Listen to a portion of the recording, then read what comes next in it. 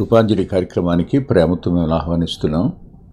ఈ కార్యక్రమంలో మనం కొన్ని వారాలుగా జీవిత పాఠశాల అనే అంశంలో యోసేపు జీవితాన్ని అధ్యయనం చేస్తున్నాం. ఆదికాండం 39వ అధ్యాయంలో అక్కడ తీసుకుని వచ్చిన ఇష్మాయేలు యొద్ద అతని కొనెను అని రాస్తుంది. ఎందుకో ఆలోచిస్తున్నప్పుడు అమ్మడానికి ఏ హక్కు ఉంది వాళ్ళకని, అన్నలు అమ్మేశారు, ఏం హక్కు ఉందని. కొనేవాడు అమ్మేవాడు ఉంటే కొంటాడు, కానీ అమ్మేవానికి ఆ అమ్ముతున్న దాని మీద అధికారం ఉండాలి కదా. ఆనాడైనా ఈనాడైనా అమ్మేయడం అనేది చాలా సులువుగా జరిగే పని. వినేవాడు కొనుక్కుంటాడు, నువ్వు చెప్తే వాడు వింటాడు. విన్న దానివల్ల నువ్వు ఎవరిని గురించి చెప్పావో అతని దృష్టిలో తక్కువైపోతాడు, అతని దృష్టిలో చాలా నీచంగా కనిపిస్తాడు. ఇది అమ్మేయటం అవుదా? ఖచ్చితంగా అవుతుంది. ఎంతమందిని తక్కువ చేసి మాట్లాడి మనకు వాళ్ళని గురించి సంగతులు తెలియకపోయినా, వారిని గురించి తెలిసిన వాటికి 10 కలిపి చెప్పినా, ఏం చేసినా, నీ క్షేమాన్ని కనుక్కోవడానికి వచ్చిన వాడిని నువ్వు అమ్మేయడం అనే దగ్గర ఎంత నష్టాన్ని, జీవితాన్ని కొని తెచ్చుకుంటున్నారో అర్థం చేసుకోలేరు.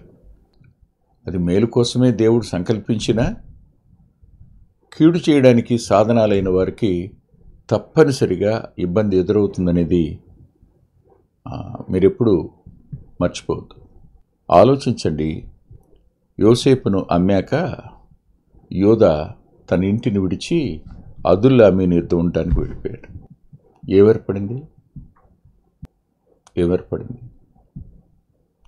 అనైక్యత అనేది ప్రారంభమవుతుంది ఇంట్లో. నువ్వు అమ్ముతున్నావు అనుకుంటున్నావు, కానీ దాన్ని నువ్వు కోస్తున్నావు అనే సంగతి అర్థం కాదు. సరే, ఇక్కడికి వద్దాం. ఈ 39వ అధ్యాయంలో అతడు తను కొన్న యజమానుని ఇంట ఉన్నాడు అని రాసిన తరువాత 2వ వచనంలో యెహోవా యోసేపునకు తోడైయుండును గనుక, యెహోవా యోసేపునకు తోడైయుండును గనుక. ప్రార్థన చేసుకున్నాం. ప్రేమగల మా ప్రియ తండ్రి, పరిశుద్ధుడైన గొప్ప దేవ, మాకు మీరు చాలినంతటి వారు. అన్నదమ్ములు దాయాదులకు అమ్మేసిన తన జననం కలిగిన వాని ఇంటే అయినా, ఆశీర్వదించబడిన వాని ఇంటే అయినా, దేవుని ప్రత్యక్షత కలిగిన వాని ఇంటే అయినా, ఇప్పుడు దాసుడుగా ఎవరో పరాయి వాని ఇంట పని చేయవలసిన పరిస్థితి యోసేపుకు సంభవించినట్లే నేటి దినాన్న అనేక మంది జీవితాల్లో కూడా సంభవిస్తూనే ఉంది. దుఃఖం అనిపిస్తుంది నాయనా. కనికరం చూపించమని ప్రార్థన చేస్తున్నాను. అలాంటి మా ప్రియులు తమ ఇంట ఎంతోమంది పనిచేసేవారు ఉండగా తాను వేరొకని ఇంట పనివాడిగా ఉండడం, దాసుడుగా ఉండడం ఎంత కష్టమో, వేదనతో తన జీవితాలను కొనసాగిస్తున్న అనేక మందికి ఈ వర్తమానం ఆదరణగా ఉండడానికి సాయపడండి. పరాయి ఇంట ఉండి వారు పడే వేదన, వారి దుఃఖం నువ్వు చూస్తున్నావని వారు గ్రహించిన వారై సంపూర్ణంగా నీ మీద ఆనుకునే కృపను వారికి ఇమ్మని,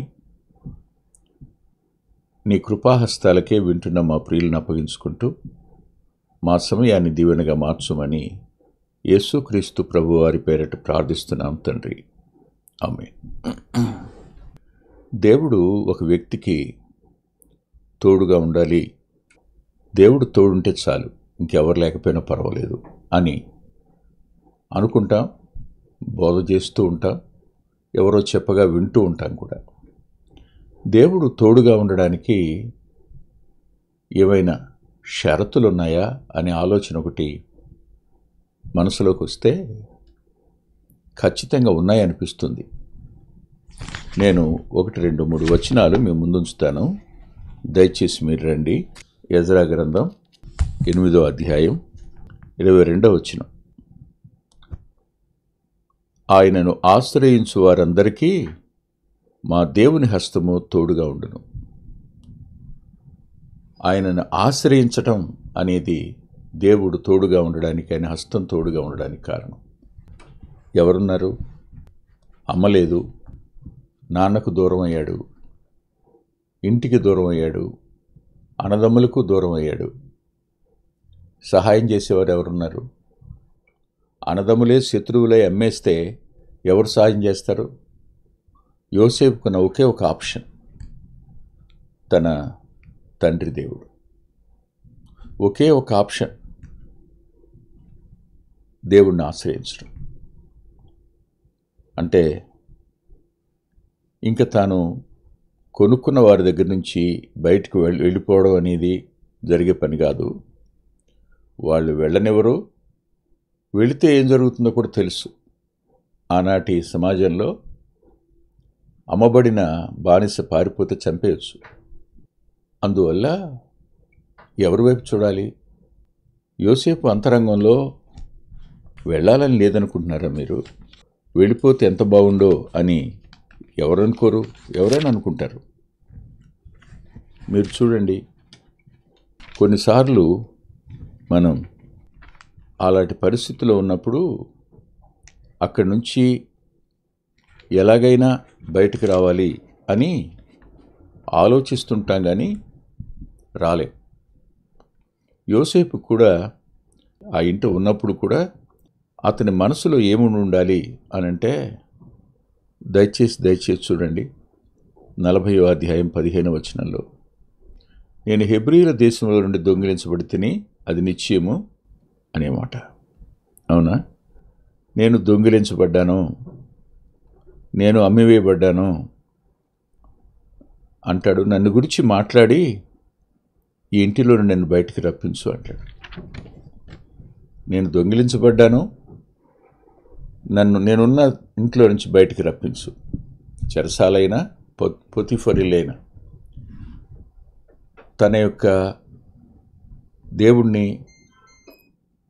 దేవుని సహవాసం కలిగిన తన ఇంటిని, దేవునితో వ్యక్తిగత సంబంధం కలిగిన తన తండ్రిని, వీళ్ళందరినీ విడిచి దిక్కుమాలిన వాడిగా ఓ ఇంట ఉండడం దగ్గర యోసేపుకున్న ఒకే ఒక ఆప్షన్ దేవుని మీద ఆనుకోవడం, లేదా దేవుణ్ణి ఆశ్రయించడం. అతడు దేవుణ్ణి ఆశ్రయించాడు గనుక దేవుడు అతనికి తోడై ఉన్నాడు అని మనం స్పష్టంగా ఖచ్చితంగా చెప్పుకోవచ్చు. లేఖనం చెబుతుంది, నరులను ఆశ్రయించుట, రాజులను ఆశ్రయించుట అనేది వ్యర్థమని. యెహోవాను ఆశ్రయించువాడు అంటాడు. దేవుణ్ణి ఆశ్రయించడం మేలు, కానీ పరిస్థితులు ప్రతికూలంగా ఉన్నప్పుడు, మనం అమ్మివేయబడిన పరిస్థితుల్లో ఉన్నప్పుడు, కీడు జరిగే స్థితి మన జీవితాలకు కనపడుతున్నప్పుడు, మనల్ని మరింత దాసత్వంలోనికి, మరింత కష్టంలోనికి నెట్టివేసే పరిస్థితులు ఏర్పడుతున్నప్పుడు, ఎవరో మనుషుల్ని ఆశ్రయించటం కంటే దేవునికి మనల్ని మనం అప్పగించుకోవడం మంచిది. దేవుని చేతికి మన జీవితాలను అప్పగించేసుకోవడం క్షేమం. కార్యం చేయగలిగిన వాడు ఆయన, అంతకుమించి మనం ఏం చేయలేం. కాబట్టి యోసేపు దేవుణ్ణి ఆశ్రయించాడు, దేవుడు అతనికి తోడుగా ఉన్నాడు అనిపించింది. మొదటి మాట. రెండవ మాట చూడండి, 145వ కీర్తన. ఇది మనందరికీ బాగా పరిచయం ఉన్న వచనమే, కాకపోతే అది జ్ఞాపకానికి తరచుగా రాకపోవచ్చు. 145వ కీర్తనలో 18వ వచనం, తనకు మొర్రపెట్టు వారికి అందరికీ తనకు నిజముగా మొరపెట్టు వారందరికీ యెహోవా సమీపంగా ఉన్నాడు. ఈ మాట మొరపెట్టే వారందరికీ సమీపంగా ఉన్నాడు, కానీ నిజంగా మొరపెట్టేవారికి ఆయన సమీపంగా ఉంటాడు. ఒక్కసారి ఆలోచిద్దాం. ఇప్పుడు చేయగలిగింది ఏమిటి? తన బాధ ఎవరితో చెప్పుకోగలడు? ఎవరు వింటారు? ఎవరు పరిష్కరిస్తారు? పరిష్కరించడం ఎవరి వల్ల అవుతుంది? మీరే ఆలోచించండి.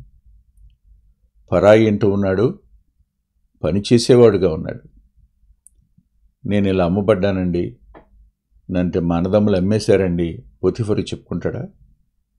లేదు, పొతిఫర్ ఇంట్లో ఇంతకుముందు పనిచేస్తున్న సీనియర్స్ ఉన్నారు, వాళ్ళతో చెప్పుకుంటాడా? ఎవరితో చెప్పుకున్న ప్రయోజనం ఉంది? తన దుఃఖం కానీ, తన బాధ కానీ, తన ఆవేదన కానీ ఎవరితో చెప్పుకోవాలి? యోసేపుకు తెలిసిన ఓ అద్భుతమైన సంగతి ఏమిటంటే, తన తండ్రి ప్రార్థనను విని దేవుడు చేసిన కార్యాలు కళ్ళారా చూశాడు కదా. జ్ఞాపకం ఉందా? మహనయిము దగ్గర వాళ్ళ నాన్న చేసిన ప్రార్థన, వాళ్ళ పెదనాన్న ఎదురుస్తున్నాడనే సత్యం విన్నప్పుడు ఎంత భయాందోళనలకు ఆ కుటుంబం కానీ ఉన్నవారందరూ లోనయ్యారో. ఆ మీదట తెల్లవారిన తరువాత ఎదురొస్తున్న వ్యక్తిని ఎదుర్కోవడానికి మొట్టమొదట వాళ్ళ తండ్రి ఉండి, ఆ తరువాత అందరినీ పెట్టి ఆఖరిలో తనను పెట్టడం. నిజంగా అందరినీ చంపినా యోసేపైనా తప్పించుకుంటాడు అనే ఆశ యాకోబులో ఉండడం తెలియదే యోసేపుకి? ఆ రోజు ప్రార్థనకు జవాబిచ్చినవాడుగా తన పెదనాన్న తన తండ్రిని కౌగులించుకుని ఏడ్చి ముద్దు పెట్టుకున్న దినాన్న జ్ఞాపకం ఉండదా? వాళ్ళిద్దరూ ఏడుస్తున్నప్పుడు వీళ్ళు ఏడవకుండా ఉండుంటారా? ప్రార్థనకు జవాబిచ్చి భయాల నుండి తప్పించి ఉన్న పరిస్థితుల నడుమ నెమ్మదిని సమకూర్చగలిగిన వాడెవరు? శత్రువులను సైతం మిత్రులుగా చేయగలిగిన వాడెవరు? ఆయనే కదా. శరీరానుసార్లు మన మీద పగ తీర్చుకోకుండా ఆపగలిగిన వాడెవరు? ఆయనే కదా. కాబట్టి తన తండ్రి వద్ద యోసేపుకు ఒక అద్భుతమైన సాధనం దొరికింది, అది ప్రార్థన. యోసేపు మొరపెట్టాడు, నిజంగా మొరపెట్టాడు. నేనైతే ఇలా అనుకుంటాను, యోసేపు జీవితమే రాయవలసి వస్తే, రాయవలసి వస్తే పగలంతా పనిచేసి రాత్రి ఏం చేస్తూ ఉండుంటాడు? మోకాళ్ళ మీదే ఉండుంటాడు. రాత్రి ఎవరితో మాట్లాడుతూ ఉండుంటాడు? ప్రభుతోనే మాట్లాడుతూ ఉండుంటాడు. ఎక్కడున్నాడు ఆయన? ప్రక్కనే ఉన్నాడుగా. ఆశ్రయించాడు కాబట్టి ఆయన ఉన్నాడు, మొరపెడుతున్నాడు కాబట్టి మరింత సమీపంగా ఉన్నాడు. ఆలోచించండి, ఏ వ్యక్తి అయినా దేవుని తోడు తనకుండాలి అని కోరుకుంటే ఖచ్చితంగా అతను ఆయన ఆశ్రయించాలి. రెండవదిగా నిజంగా మొరపెట్టేవాడుగా ఉండాలి. ఈ రెండు లక్షణాలు ఏ వ్యక్తిలో ఉంటాయో ఆ వ్యక్తి ఖచ్చితంగా దేవుణ్ణి కలిగి ఉంటాడు, దేవుని సన్నిధిని అనుభవిస్తుంటాడు, దేవుని యొక్క సామీప్యతను అతడు చూస్తూనే ఉంటాడు. ఇది రెండవ మాట. మూడవ మాట మరో చోట రాసింది, దయచేసి చూడండి. ఆమోసు గ్రంథం 5వ అధ్యాయం 13-14 వచనాలు. ఇది చెడు కాలము గనుక ఈ కాలమున బుద్ధిమంతుడు ఊరకుండును, మీరు బ్రతుకున్నట్లు కీడు విడిచి మేలు చేయడి, అలాగూ చేసినడలా మీరనుకుని చొప్పున దేవుడును సైన్యములకు అధిపతికి యెహోవా మీకు తోడుగా ఉండను. ఆలోచించండి, దేవుని కలిగి ఉన్న వారి యొక్క లక్షణాలు చాలా అద్భుతంగా ఉంటాయి. ఏమిటి, ఎలా అని మీరు అంటారా? నేను మీకు 1-2 సందర్భాలు చూపిస్తాను. ఆలోచించండి. నయమాను చెరపట్టుకుని తీసుకుని వెళ్ళిన పిల్లల్లో ఓ ఆడపిల్ల.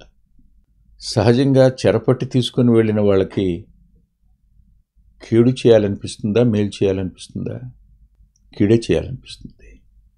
కానీ మేలెందుకు చేసింది కదా? మేలేగా చేసింది.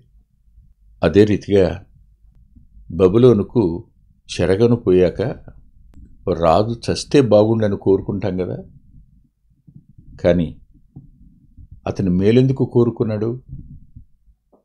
మీరే చెప్పండి. మొర్దుకై. ఇది దేవుని పిల్లలకు ఉండవలసిన లక్షణం, కీడు చేయక మేలు చేయడం. పొతిఫర్ ఇంట అతడు మేలు చేసేవానిగానే ఉన్నాడు. పోతీఫరుకు కానీ, అతని ఆస్తికి కానీ, అతని కుటుంబానికి కానీ ఇంత కూడా కీడు చేయడం అనేది యోసేపు మనసులో లేదు. తాను అన్యాయంగా అమ్మబడినా, తాను ఈ దినాన్న వాళ్ళ దగ్గర దాసుడిగా పనిచేస్తున్నా అతడు వారికి కీడు తలపెట్టినవాడు కాడు. మేలు మాత్రమే చేయడానికి ఇష్టపడినవాడు. ఈ కారణం చేత దేవుడు యోసేపును విడిచి దూరంగా వెళ్ళలేడు. ఆశ్రయించామా? నిజంగా ప్రార్థన చేస్తున్న మొరపెడుతున్నామా? మేలే చేయడానికి తీర్మానం చేసుకున్నామా? దేవుని సన్నిధి మనకు తోడుగా ఉంటుంది. ఇది మనం మర్చిపోకూడని సంగతి. చాలామంది ఇవి చేస్తున్నామండి మేము, కానీ ఎందుకు దేవుని సన్నిధి మాకు దొరకటం లేదు. యథార్థానికి ధర్మప్రకాష్ శర్మ గారు ఓ రోజు బక్సింగ్ అని అడిగారట. అవును, మీరు ఎక్కడ నిలబడినా దేవుని సన్నిధి దొరుకుతుంది, మీరు మాట్లాడుతుంటే జీవం ప్రవహిస్తుంది, దీనికి రహస్యం ఏమిటో చెప్తారా అని. దానికి ఆయన చెప్పిన జవాబు ఏమిటంటే, నేను ఆయనకు సంపూర్ణంగా లోపడతానంతే, ఇంతకు మించి ఇంకేం చేయ. దేవునికి, దేవుని చిత్తానికి, దేవుని సంకల్పానికి తను తాను లోబర్చుకునేవాడు, విధేయత చూపించేవాడు. ఈ పరిస్థితులన్నీ ప్రతికూలంగానే ఉన్నాయి, కానీ దేవుడు ఎందుకు అనుమతించాడు? ఆయన అనుమతించడం వెనక ఆయనకేదో ఉద్దేశం ఉంది. లేకపోతే అన్నల చేతిలో నుంచి తప్పించలేడా? లేదు, అమ్మేసిన ఇష్మాయిలుకి ఏదైనా జరగరానిది జరిగి యోసేపు తిరిగి వెనక్కి వచ్చేయకూడదా? దేవుడు అలా చేయలేడా? మరి ఎందుకు ఐగుప్తుకు వెళ్ళవలసి వచ్చింది, అమ్మేయవలసి వచ్చింది? మనుషులు మనకు కీడు చేస్తున్నాం అనని తలుస్తారు, కానీ దాని వెనక దేవుని ఉద్దేశం, ఆయన ప్రణాళిక ఉన్నాయనే సత్యాన్ని మనం ఇప్పుడు మర్చిపోకూడదు. వారు కీడు చేయనివ్వండి, వారు మన మీద లేనిపోయినవి చెప్పనివ్వండి, మనల్ని వాళ్ళకి దాసులుగా అమ్మే ప్రయత్నం చేయనివ్వండి, మనం తెలియని చోటుకి అమ్మబడిన పరిస్థితులు మన జీవితంలోనికి రావచ్చు. ఒంటరితనం, శ్రమ, దుఃఖం, గతం జ్ఞాపకం వస్తే తట్టుకోలేనంత వేదన, ఇవన్నీ ఉండొచ్చు.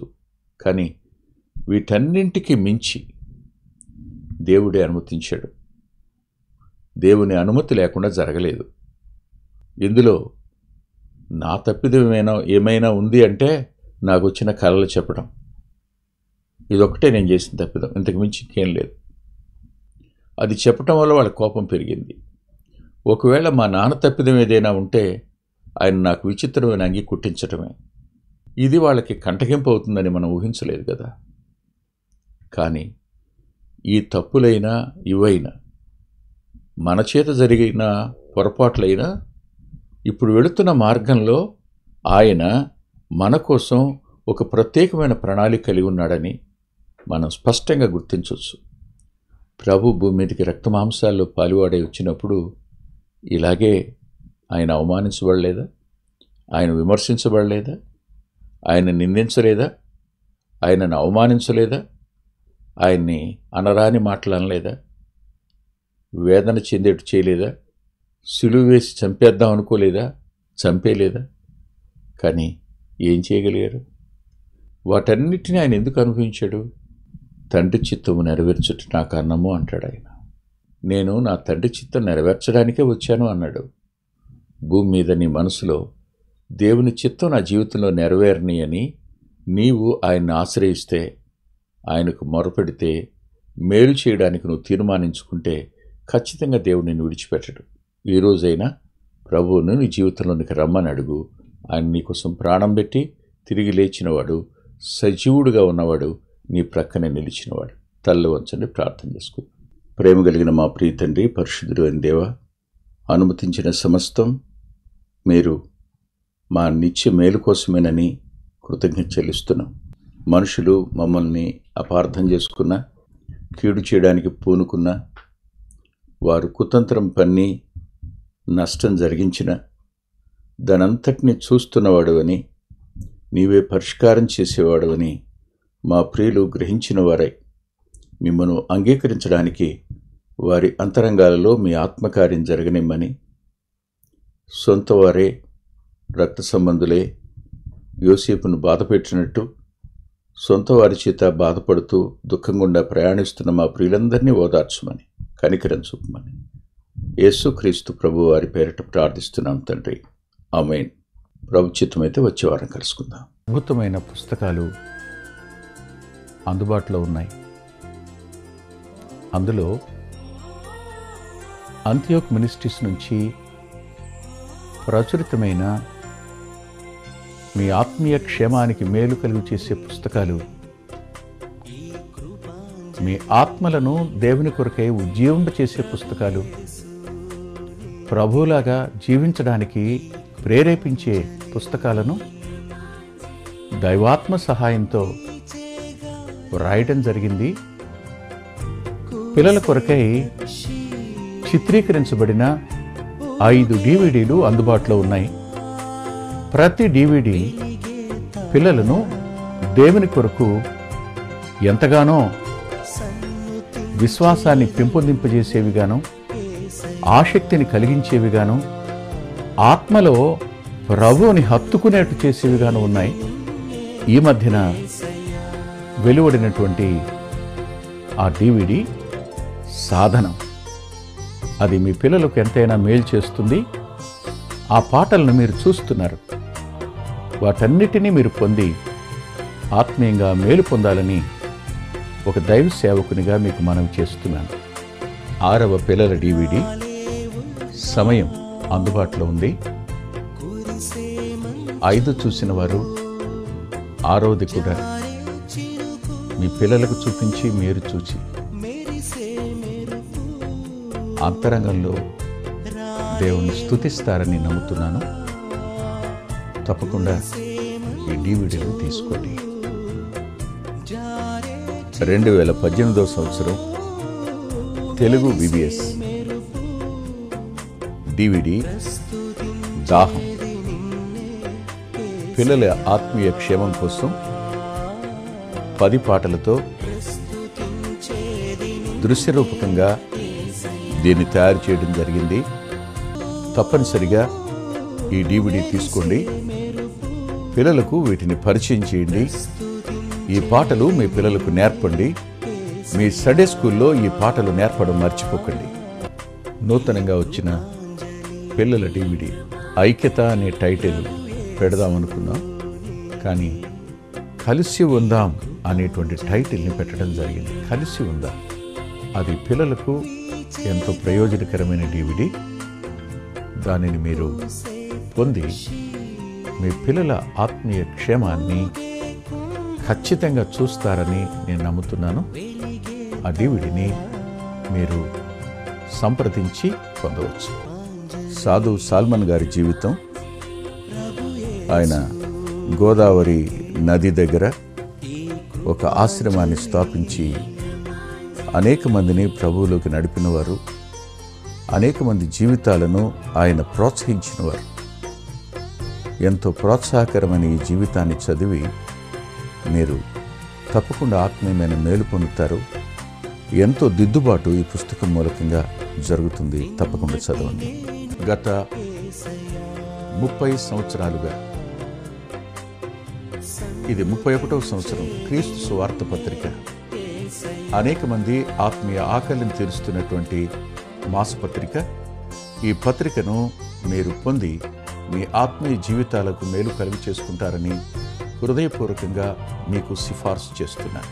గత 2 సంవత్సరాలుగా పిల్లల ఆత్మీయ క్షేమం కోసం సచిత్ర ద్విమాస పత్రిక నెలవంక వెలువడుతోంది. అనేక మంది పిల్లలు ఆత్మీయంగా మేము మేలు పొందామని వారి ఉత్తరాల ద్వారాను వ్యక్తిగతంగా కలుసుకున్నప్పుడు సాక్ష్యం చెబుతున్నారు. మీరు కూడా మీ పిల్లల కోసం నెలవంక పత్రికను మీరు పొందొచ్చు. అందుకొరకై ఈ క్రింద ఇవ్వబడినటువంటి ఫోన్ నెంబర్ని మీరు సంప్రదించండి. ప్రభు యేసు నీకే ఈ కృపాంజలి, ప్రభు యేసు నీకే ఈ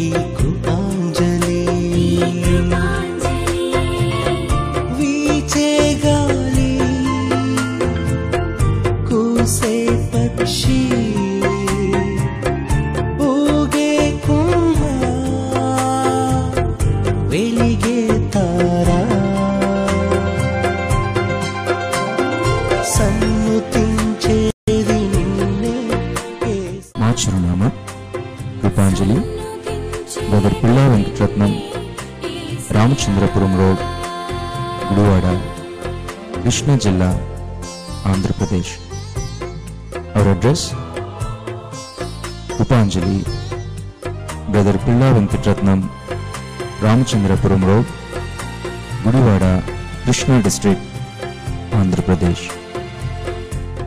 ఫోన్ నంబర్ 9490504299 9490504299.